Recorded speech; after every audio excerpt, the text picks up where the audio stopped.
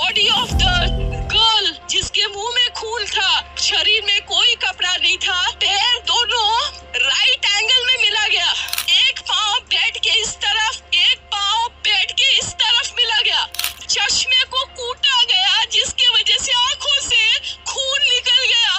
ला दबाकर मारा गया। इंडिया के कोलकाता शहर में 9 अगस्त 2024 की सुबह एक ऐसी खबर सामने आती है जो पूरे देश को हिलाकर रख देती है। ये खबर थी एक 31 साल की महिला डॉक्टर की जो कोलकाता के RG Kar medical college and hospital में अपनी ट्रेनिंग कर रही थी। हॉस्पिटल जैसे सुरक्षित माने जाने वाले जगह पर इस महिला डॉक्टर का मर्डर एंड रेप होना काफी चौंकाने वाला था। इस घटना का खुलासा तब हुआ जब डॉक्टर की डेथ बॉडी का पोस्टमार्टम किया गया। इस रिपोर्ट ने लोगों की रूह तक को हिला दिया, क्योंकि यह मामला सिर्फ एक मर्डर का नहीं था, बल्कि इससे कहीं ज्यादा खौफनाक केस था। पोस्टमार्टम रिपोर्ट में खुलासा हुआ कि उस डॉक्टर की हत्या गला घोंटकर की गई थी, इतनी ताकत से कि उनका थायराइड कार्टिलेज तक टूट गया था। इस हत्या के पहले डॉक्टर ने अपनी जान बचाने के लिए कोशिश किया था। इसका सबूत उनके शरीर पर मिले कई निशानों से मिला सबसे डरावना सच तब सामने आया जब डॉक्टर के प्राइवेट पार्ट्स पर घावों के निशान पाए गए।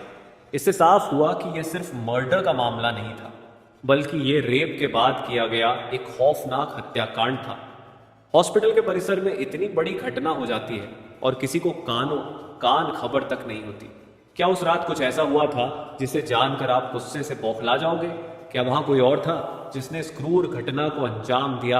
और अगर था तो आखिर कौन था? इन्हीं सवालों के जवाब खोजते हुए हम आज की इस वीडियो में आपको बताएंगे कि आखिर क्या हुआ था उस रात इस मेडिकल कॉलेज के शांत माने जाने वाले परिसर में। जब आपको सच का सामना होगा तो यकीन मानिए आपके भी रोंगटे खड़े हो जाएंगे। Guys, before starting this video let me tell you कि मैं यहाँ पर उन फीमेल डॉक्टर को श्रुति नाम से रेफर करने वाला हूँ, एंड ये उनका रियल नेम नहीं है। सो कंफ्यूज मत होना। श्रुति एक जूनियर डॉक्टर जो कि कोलकाता के RG Kar medical college and hospital से अपनी डॉक्टर की ट्रेनिंग ले रही थी 8 अगस्त 2024 को। और दिन की तरह श्रुति अपनी नाइट शिफ्ट पर होती है और वह अपनी जॉब कर रही होती है। तभी रात के 11 बजे उन्हें अपनी मदर का फोन आता है, जैसे कि हर दिन आता था, क्योंकि पेरेंट्स को तो अपने बच्चों की चिंता हमेशा होती है। श्रुति की मदर उनसे पूछती है कि क्या तुमने खाना खा लिया और तबीयत वगैरह तो ठीक है तुम्हारी? जिसके रिप्लाई में श्रुति बोलती है कि उनकी तबीयत एकदम ठीक है और वो बस अभी कुछ पेशेंट्स को देखने जा रही है, जिसके बाद वो अपने कलीग्स के साथ बैठकर खाना खाएंगे। अपनी मदर से बात करने के बाद श्रुति पेशेंट्स को देखने राउंड पर निकल जाती है।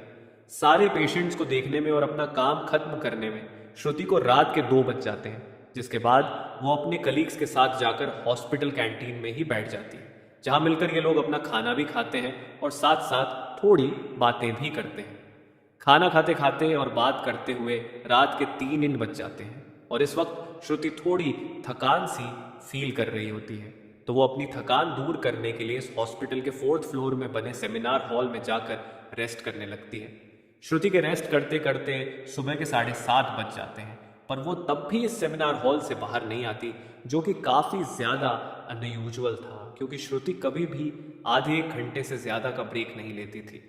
हॉस्पिटल का एक वर्कर जो कि सुबह की शिफ्ट स्टार्ट होने से पहले हॉस्पिटल के सारे रूम्स को चेक कर रहा होता है, और वो ऐसे ही सारे रूम्स को चेक करते हुए इस सेमिनार हॉल की तरफ आता है।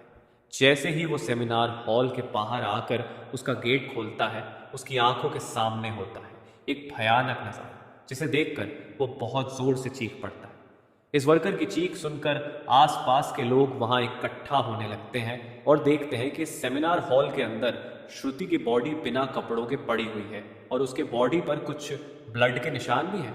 यहाँ खड़े सब लोगों के लिए ये एक ड्रामा से कम नहीं था, स्पेशली दूसरी फीमेल डॉक्टर्स एंड वर्कर्स के लिए, क्योंकि उन्होंने अपनी आंखों के सामने ऐसा नज़ारा पहली बार देखा था। वो भी हॉस्पिटल प्रेमिसेस के अंदर श्रुति की बॉडी को देखकर आसपास खड़े सारे लोग उसे एक स्ट्रेचर पर लेटते हैं और इमरजेंसी रूम में लेकर जाते हैं ताकि डॉक्टर्स उसकी कुछ हेल्प कर सकें। काफ़ी देर तक डॉक्टर्स के स्ट्रगल करने के बाद भी एट द एंड श्रुति कुछ घंटों के बाद अपना दम तोड़ देती है। हॉस्पिटल में कुछ लोग थे जो कि इस मर्डर एंड रेप केस को एक नॉर्मल केस जैसा दिखाने की कोशिश कर रहे थे, जस्ट बिकॉज कि वो इस हॉस्पिटल का नाम बचा सके। बट जब पोस्टमार्टम रिपोर्ट्स आती हैं तो सब दूध का दूध और पानी का पानी हो जाता है। इन रिपोर्ट से साफ साफ पता चल जाता है कि श्रुति के साथ किसी ने ज़बरदस्ती गलत हरकत करने की कोशिश करी और जब वो इस इंसान से अपने आप को बचाने लगी तो उसने उसका गला घोंट दिया, इवन उसे बहुत बुरी तरीके से मारा भी और फिर उसका रेप भी किया। ये सारे प्रूफ मिलने के बाद ये केस पुलिस को हैंड ओवर कर दिया जाता है एंड पुलिस वाले इस क्रिमिनल को पकड़ने के लिए लग जाते हैं। सबसे पहले पुलिस उस क्राइम सीन पर ही छानबीन करती है जहां ये सब हुआ था। किस्मत से पुलिस वालों को वहां पर श्रुति के कुछ नेल्स एंड ब्लड सैंपल्स मिलते हैं और साथ ही एक ब्लूटूथ नेक बैंड। ये केस शायद और भी जल्दी सॉल्व हो जाता अगर उस फ्लोर पर सीसीटीवी कैमरा होते तो, बट बदकिस्मती से इस सेमिनार रूम के अंदर या इसके आसपास कोई सीसीटीवी कैमरा नहीं थे। लेकिन जिस रास्ते से इस फ्लोर पर एंटर करा जाता था वहां पर कुछ सीसीटीवी कैमरा थे। पुलिस वाले इन सीसीटीवी कैमरा में सुबह के 3 बजे से 8 बजे के बीच की रिकॉर्डिंग चेक करते हैं कि इतने टाइम के बीच कितने लोग इस फ्लोर पर आए और गए थे। इन सीसीटीवी फुटेजेस को चेक करने के बाद ये पता चलता है कि टोटल 6 लोग इस फ्लोर पर आए और गए थे। ये पता लगने के बाद पुलिस वाले एक एक करके इन 6 लोगों को पूछताछ के लिए बुलाते हैं कि वो लोग वहां पर उस टाइम क्या कर रहे थे। और इन लोगों को इस बीच यहाँ कुछ भी अजीब दिखा कि नहीं, इन लोगों से पूछताछ के दौरान पुलिस वाले उनके फ़ोन का ब्लूटूथ भी ऑन करके चेक करते हैं कि जो ब्लूटूथ हेडसेट उन्हें मिला था वो इनमें से किसका था। क्योंकि आपको पता होगा ही कि एक बार अगर आप किसी ब्लूटूथ डिवाइस से अपना फ़ोन पेयर करते हो तो अगली बार वो उससे ईजिली कनेक्ट हो जाता है। और फाइनली पुलिस वालों की ये ट्रिक काम भी आती है क्योंकि ये ब्लूटूथ नेक बैंड इन 6 लोगों में से एक आदमी के फ़ोन से कनेक्ट हो जाता है जिसका नाम था संजय रॉय, जो कि एक सिविल वॉलंटियर था। सिविल वॉलंटियर वो लोग होते हैं जो कि पुलिस के अंडर काम करते हैं और उनकी हेल्प करते हैं छोटे मोटे कामों को मैनेज करने में। लाइक आपने बहुत सारे फेस्टिवल्स अनऑथराइज्ड पार्किंग या भीड़ भाड़ वाले एरिया में देखा होगा कि कुछ ब्लू कलर की यूनिफॉर्म्स पहनकर ऑफिसर्स खड़े रहते हैं जिनका काम होता है कि विदाउट एनी रीज़न कहीं पर भी ज़्यादा क्राउड इकट्ठा ना हो। तो अब पुलिस वालों को अपना पहला कातिल मिल चुका था जिसके बाद वो संजय रॉय से और गुस्से से पेश आने लगते हैं। बट संजय पुलिस वालों की किसी बात का भी जवाब नहीं दे रहा होता क्योंकि वो काफ़ी ज़्यादा नशे की हालत में था। इस बीच पुलिस वाले संजय का फ़ोन भी चेक करते हैं जिसमें उन्हें भर भर के पोर्नोग्राफिक कंटेंट मिलता है जिससे उनका शक यकीन में बदल चुका था कि संजय ही श्रुति के मर्डर का मेन कल्प्रीट है। इसके बाद पुलिस वाले संजय रॉय को और ज़्यादा डराने लगते हैं एंड फाइनली वो डर कर अपना गुनाह कबूल भी कर लेता है कि उसने ही श्रुति को मारा है और उसका रेप किया है। ये पता लगते ही कुछ पुलिस वाले और प्रूफ्स कलेक्ट करने संजय रॉय के घर जाते हैं जहां पर उन्हें एक शू मिलता है जिसके ऊपर कुछ खून जैसे ही धब्बे थे। तो पुलिस वाले उसका सैंपल कलेक्ट कर लेते हैं।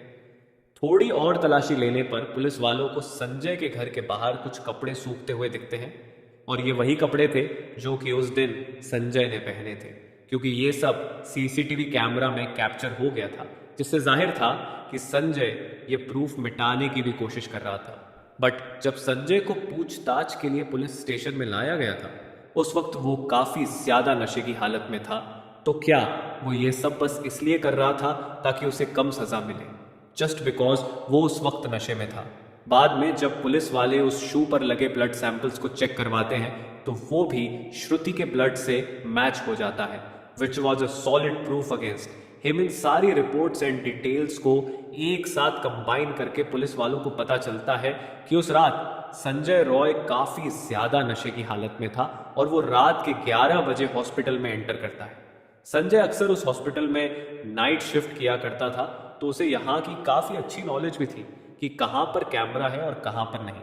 तो वो आराम से इस हॉस्पिटल के 4th फ्लोर पर जाकर बैठ जाता है क्योंकि वो नहीं चाहता था कि कोई उसे ज़्यादा नशे की हालत में देखे, वरना वो अपनी जॉब से हाथ धो सकता था। 4th फ्लोर पर आते ही वो अपना आराम से सो जाता है। जब उसकी आंख खुलती है तब तक सुबह के 3 बज चुके थे। तभी संजय की नज़र श्रुति पर पड़ती है जो कि रेस्ट करने सेमिनार हॉल में जा रही थी। श्रुति को अकेला देखकर संजय के इरादे बिगड़ने लगते हैं। वो पहले काफ़ी देर तक इस फ्लोर के चक्कर लगाने लगता है ये कंफर्म करने के लिए कि कोई यहाँ पर ज़्यादा आ तो नहीं रहा। जब उसे लगता है कि हाँ उसका रास्ता साफ है तो वो 4 बजे सेमिनार हॉल के अंदर एंटर करता है और फिर वहाँ से 4:45 पर बाहर आता है। इन 45 मिनट्स तक श्रुति के साथ इस आदमी ने क्या क्या किया होगा और वो कितने पेन से गुजरी होगी, ये सोच कर ही किसी का भी दिल सहम जाएगा। स्पेशली श्रुति के पेरेंट्स, जिन्होंने इतनी उम्मीद से और सैक्रिफाइसेस करके अपनी बच्ची को डॉक्टर बनने भेजा था, एंड श्रुति अपने पेरेंट्स की अकेली बेटी थी, तो उनके लिए तो ये किसी सदमे से कम नहीं होगा। एंड गाइस, ये केस अभी भी क्लोज नहीं हुआ है और 23 अगस्त तक संजय राय को कस्टडी में रखा जाएगा। इस कातिल इंसान के साथ क्या होना चाहिए आप कमेंट में ज़रूर बताना, और इस केस रिलेटेड जानकारी देखने के लिए चैनल सब्सक्राइब करें। Thank you.